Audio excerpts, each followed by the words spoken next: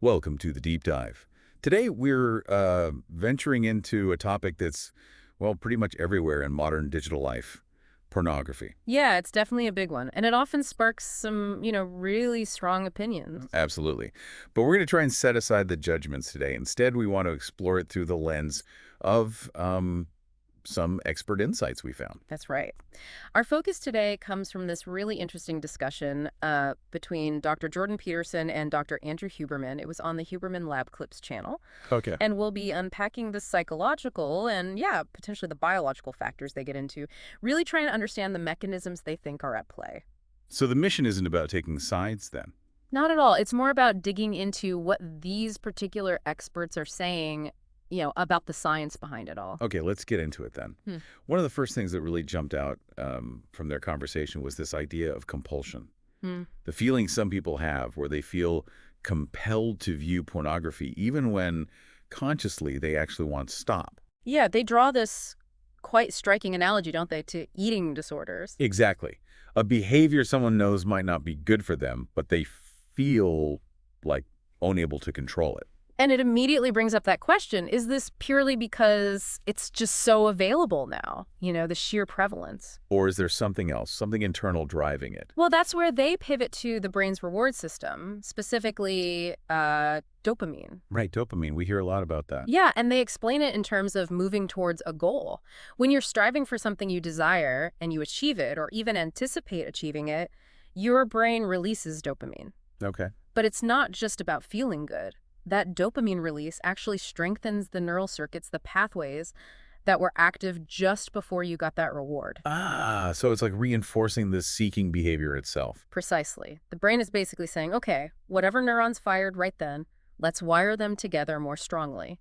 It learns the pathway to the reward. So applying that here, if viewing pornography leads to, say, sexual satiation via masturbation, the dopamine release reinforces the whole sequence, seeking out the visual stimulus, engaging with it. Exactly. It reinforces the specific neural circuits tied to seeking that stimulus.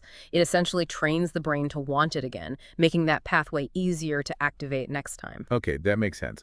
But then they introduce this other concept, superstimuli. Yeah, this is fascinating. They use the example of stickleback fish. The males react aggressively to the red dot on rival males during mating season. Okay. But researchers found that if you show them an artificial, exaggerated red dot, bigger, brighter than anything in nature, they react even more intensely. Wow, so more than the real thing. Way more. That exaggerated version is the super stimulus. It tapped into that evolved response, but magnifies it because it's, super normal. And how does this connect back to pornography? Well, the argument Peterson and Huberman make is that pornography can act as a kind of super stimulus for humans, especially perhaps for males, given the visual nature they highlight. Right, they do point out that human sexuality, particularly male sexuality, seems heavily oriented towards visual cues. Our brains process a lot of visual information. A huge amount. So if you have a stimulus that's visually optimized, potentially exaggerated beyond natural human forms or scenarios, It could trigger a disproportionately strong response, like the fish with the big red dot. that's the idea. And then you layer on the sheer scale of exposure today. Yeah, that was another point they stressed. The difference is just huge. Totally. They say a modern young person might see more hyper-attractive, stimulating imagery in a single day. Than someone maybe a century ago saw in their entire lifetime. Exactly. It's described as a radical, almost ecological transformation of our visual environment. We just weren't evolved for this level of input. And crucially, this super stimulus isn't hard to find. Not at all. That's key. It's incredibly accessible. It requires practically zero effort. Unlike, forming real relationships, navigating social complexities. Right. Which takes effort, risk, time. Pornography offers this intense stimulus on demand with no real-world friction. So the concern is that this easy, super potent stimulus might be, shaping expectations, rewiring responses. That seems to be the implication.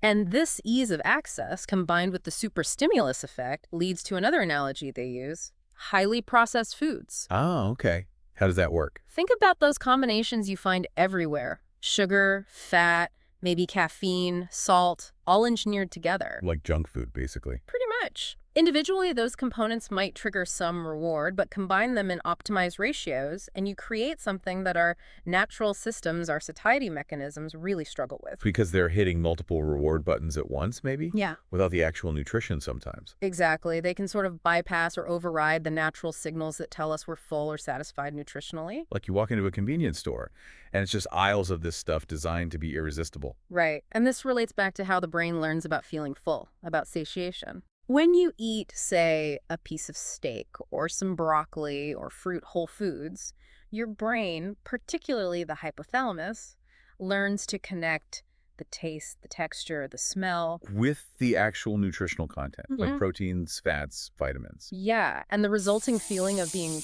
properly nourished and full, there's a clear feedback loop. But with the highly processed stuff, That learning process gets confused. The signals are muddled, the taste sensation might be intense, triggering dopamine, but the actual nutritional value might be low, or the combination just overwhelms the system. so the brain doesn't get that clear, okay, we got what we needed signal. It might not. And interestingly, they touch on the gut-brain connection here too. Apparently, our gut has neurons that sense the actual nutrients, amino acids, fatty acids, kind of independently of taste. Really, so the gut is sending its own signal. Yeah, directly to the brain, saying, here's what we're actually absorbing. With processed foods that lack density, even if they taste amazing, the gut might still be signaling, keep foraging, we haven't got the good stuff yet.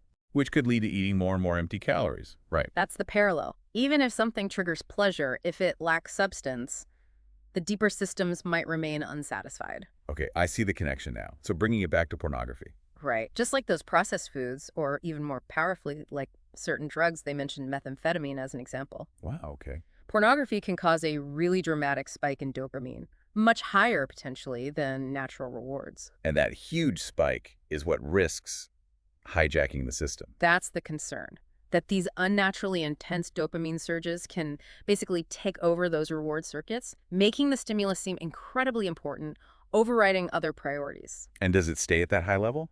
Or does something else happen? Well, that's where the novelty factor seems to come in. They discuss how, over time, the same stimulus might produce less of a dopamine kick. The brain habituates. So to get the same feeling. You might need something new, something different, which, in the context of pornography, could mean seeking out more extreme content or different fetishes, constantly chasing that initial level of stimulation. Right. The novelty itself provides part of the dopaminergic hit. Seems like it. And this constant escalation, this need for novelty, it raises serious questions about the long-term impact, doesn't it? Like on real-world relationships. Yeah. If someone's entire framework for sexual arousal is being built, especially during development, on this endless stream of hyperstimulating, novel, often unrealistic content. What happens when they encounter a real person? Yeah. With, normal human interactions and responses. Exactly. Could it lead to unrealistic expectations? Difficulty finding satisfaction in a normal, intimate context. They talk about how the patterns learned might be more about observation voyeurism rather than participation and connection. So the curated, hyper-real nature of the content could create a mismatch with the complexities and nuances of actual intimacy, affecting connection, maybe even attraction to real partners. That's a major concern they raise. It's not just the potential for compulsion, but how this early and intense exposure might fundamentally shape sexual preferences and the very ability to form healthy reciprocal sexual relationships. And they seem to suggest we don't really know the full picture, especially for young people. No, they were quite clear on that. The long-term effects, particularly on male sexuality developing during puberty in this environment, it's largely uncharted territory. We just haven't lived through this before. Okay, so just to kind of wrap up the key points from our deep dive today, we talked about that compulsive element some people experience, linking it to dopamine and how those reward pathways get reinforced. Then the idea of pornography as a super stimulus, something hitting our visual systems, perhaps harder than natural stimuli, amplified by how easy it is to access now compared to the past. Right, and that analogy to highly processed foods, how both might bypass our natural satiety or satisfaction signals and potentially hijack those core dopamine circuits. Yeah, and finally, touching on the potential consequences for real-world relationships, forming connections, and the big unknown about how this all affects sexual development long-term. So I guess considering all these insights, thinking about our evolved biology bumping up against this really novel, really potent digital world, It makes you wonder, doesn't it? Wonder what, specifically? Well, what does this all mean for how we understand desire or satisfaction or even connection itself in this digital age Yeah. if our brains are fundamentally wired for natural, effortful rewards? What are the consequences of living in a world saturated with these super stimuli? Not just porn, maybe other things too.